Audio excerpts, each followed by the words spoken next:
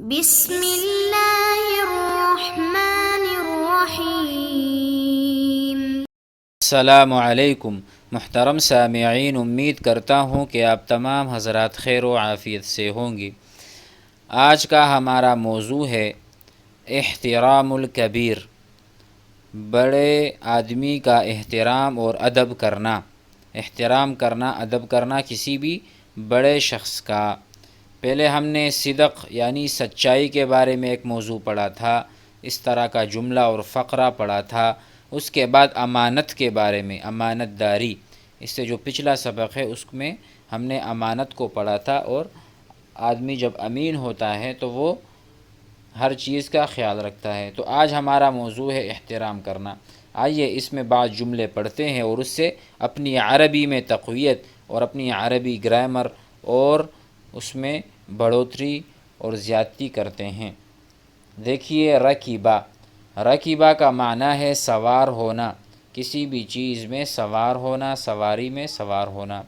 رکیبہ محمود، محمود سوار ہوا سیارتن، محمود گاڑی میں سوار ہوا۔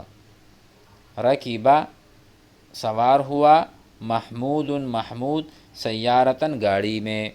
وکانت مزدحمتن، اور جس گاڑی میں وہ سوار ہوا، کانت وہ گاڑی یعنی کانت سیارہ، سیارہ کیا تھا؟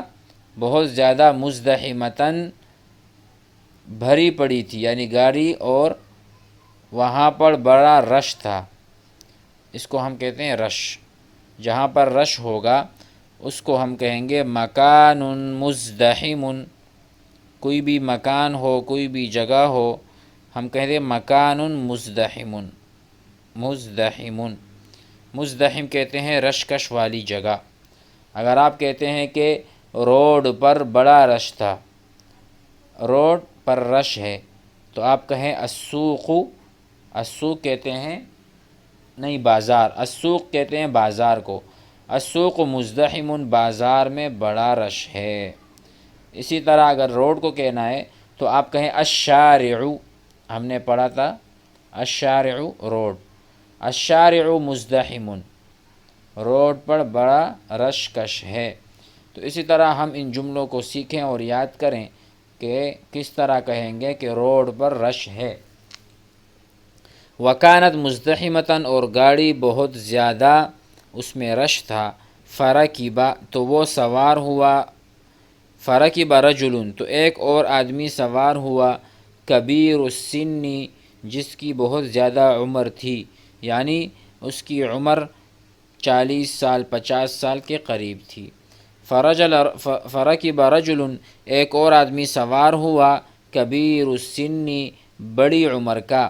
فلم یجد مکانا، تو اس کو کوئی جگہ بیٹھنے کی نہ ملی۔ یجلس فیہ، کہ اس میں وہ بیٹھے۔ یجلس جلسہ بیٹھنا، یجلس وہ بیٹھتا ہے، کہ وہ آدمی اس میں بیٹھے۔ فقام، تو کھڑا ہو گیا۔ محمود محمود، قام یقوم کھڑا ہونا، اس کا معنی ہے کھڑا۔ فقام محمود، محمود کھڑا ہوا۔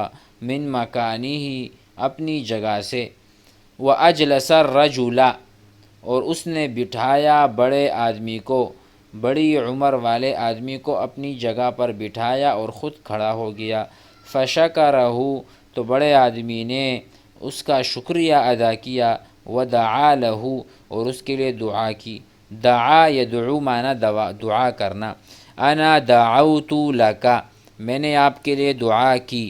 انت دعوت لی، آپ نے میرے لیے دعا کی۔ وانا دعوت لاحمد، میں نے احمد کے لیے دعا کی۔ اسی طرح دعا کا صیغہ بھی ہم استعمال کریں۔ متی تدعو لی، متی، متی معنی ہے کب۔ متی تدعو لی، تو میرے لیے کب دعا کرے گا۔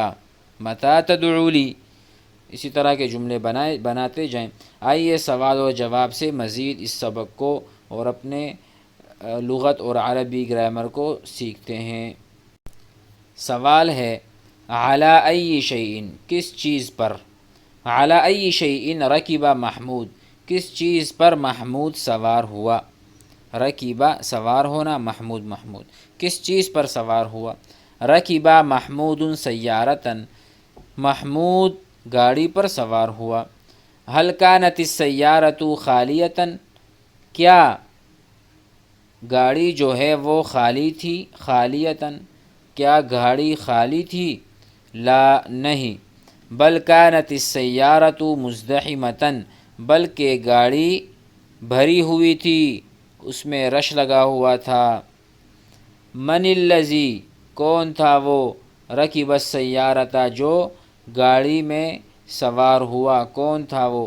رکب السیارۃ، گاڑی میں سوار ہوا، رجل کبیر السن، ایسا آدمی جس کی بڑی عمر تھی۔ کبیر السن، کبیر معنی بڑا، السن معنی عمر، کبیر السن اور کبیر العمری، آپ کبیر العمری بھی کہہ سکتے ہیں، رجل کبیر العمری۔ هل وجد الرجل الكبیر مکانا للجلوس، کیا آدمی نے پایا؟ وجد الرجل، کیا بڑے آدمی نے، بڑی عمر والے آدمی نے جگہ ملی اس کو، للجلوسی، بیٹھنے کے لیے۔